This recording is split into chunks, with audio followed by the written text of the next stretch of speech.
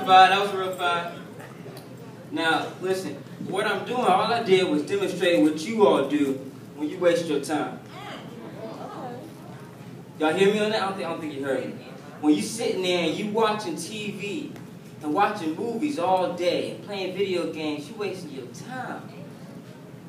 And that's what you're doing. That dollar I just ripped out, that dollar I just burnt, that's your dreams, that's your goals, that's your greatest desires.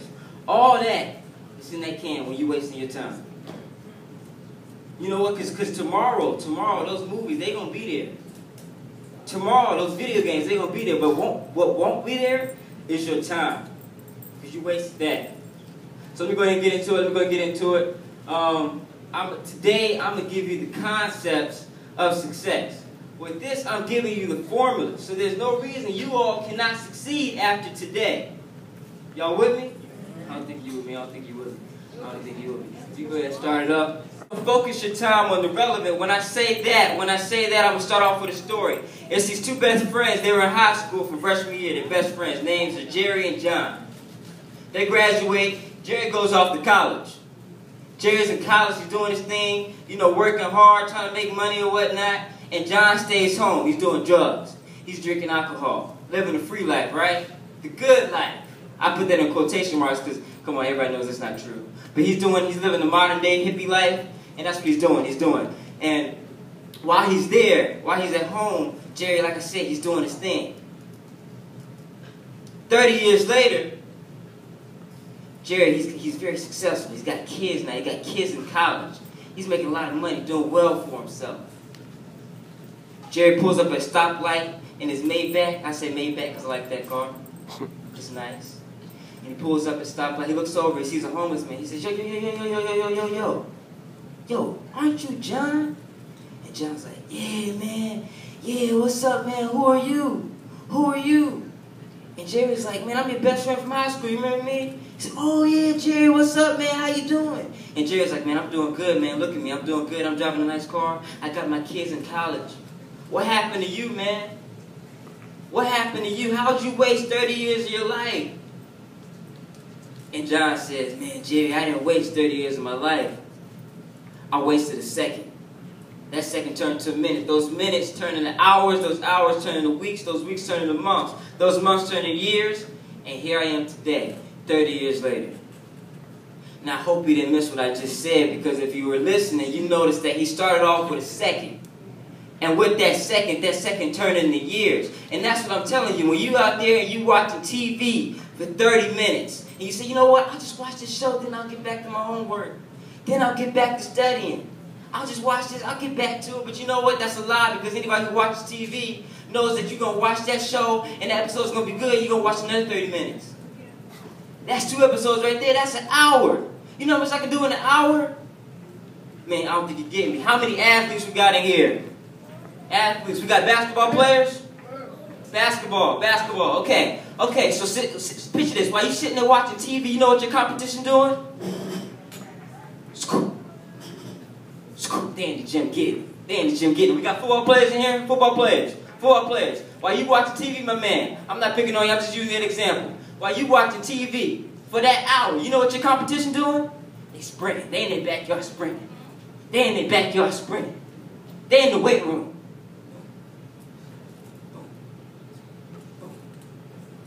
And you know what you're doing? You're sitting there watching TV, wasting somebody else getting your dream. And you're going to get out there in that court. You're going to get on that field. And when you get out there, you're going to be like, dang, man, how are they so fast? How are they so much stronger? How are they so much better than me? What's going on? What are they doing that I'm not? Well, while you sitting there watching TV, they out there getting it. We got anybody who wants to be a singer? Beyonce, next Trey Songz, Chris Brown, something like that, right?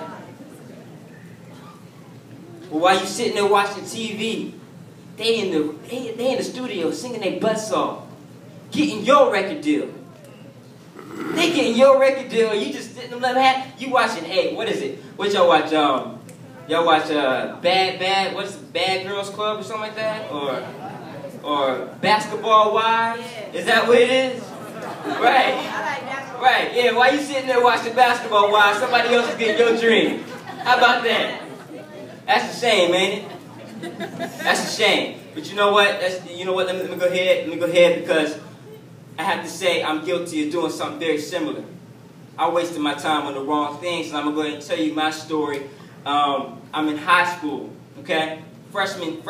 Not right now. I'm in college right now. But when I was in high school, listen to me. When I was in high school, freshman, I was in high school, and I said I'm gonna be the man. Starting off my freshman year, I said I'm gonna be the man. I'm gonna be the star football player. You know what I'm saying? I'm gonna get all the girls. That was my mindset. I'm gonna be Mr. Popular at my school. That was my thing. I said that's what I'm gonna do. But you know, look at me. I'm kind of small, so I wasn't a football star. All right, look at me, skin and bones, right? And I find myself attractive. I really do. I'm confident in myself, but I guess the girls did because I didn't get all the girls, right?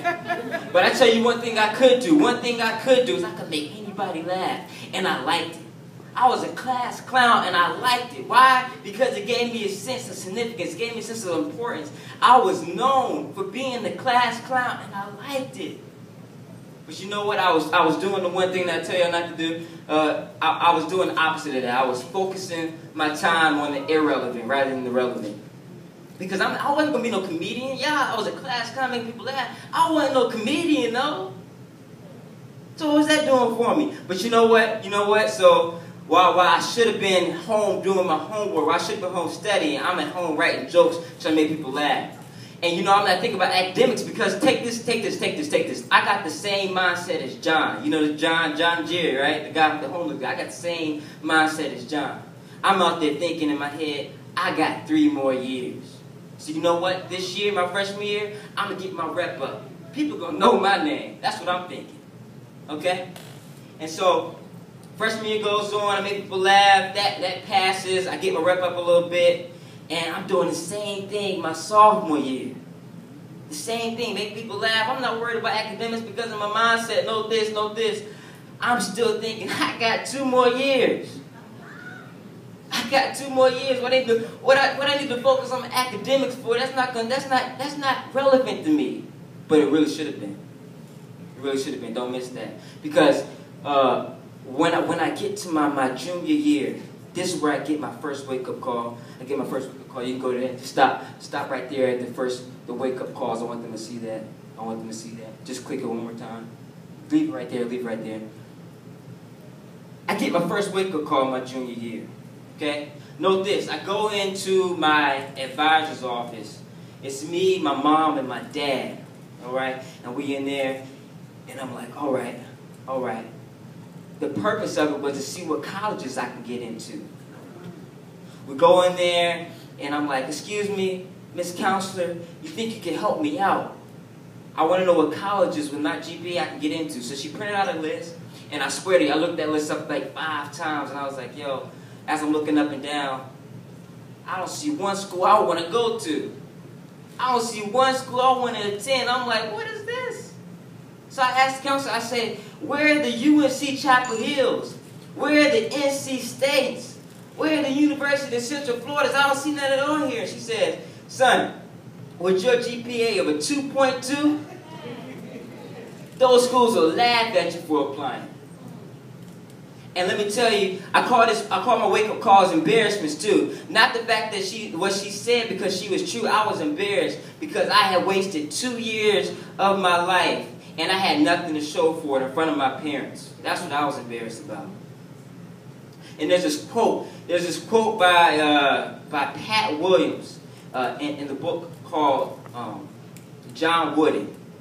Good book. If you ever get the chance, sit down and read it. I'm pretty sure you enjoyed it. I read it. But the quote goes like this.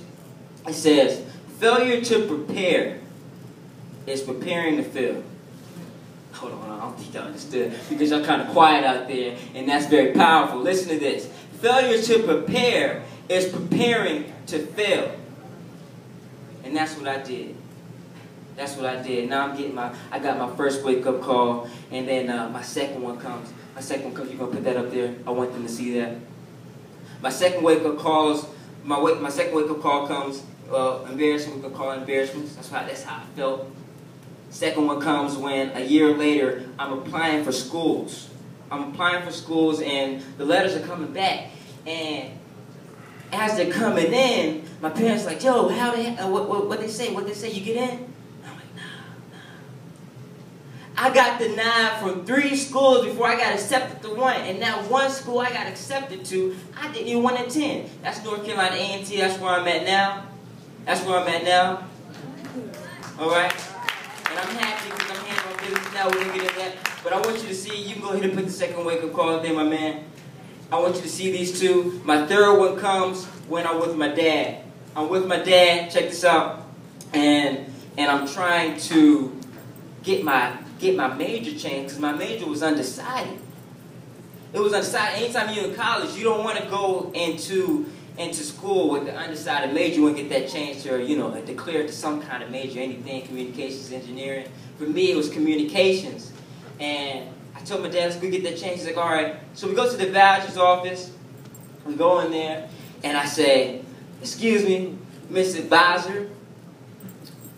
I was wondering if I get my major changed from undecided to communication. She says, all right, that's no problem. Let me just look at your paper. She looks at my transcript. She says, oh, I'm sorry. I'm like, what's the problem? She says, you have a 2.5. Now, notice, I know I said I had 2.2 earlier, but after I got my first wake-up call, I tried to do better my junior and senior year, but it turned out I was too late at that point. Because what she tells me, check this out. What she tells me is, I'm sorry, you have a 2.5. So I said, what is the problem? What's the problem with that? And what she says is, you need a 2.7 to get into your major. Amen. Can you believe that? So that's my third wake-up call, and I want to go ahead, you can put that up. I want y'all to see these and really focus in on them because this is where I got what I'm talking about my second segment, this is where I got my drive from. Through my embarrassments, I developed my drive. My drive, like I said, your drive takes you further than the mind. You can go ahead and go to the next one.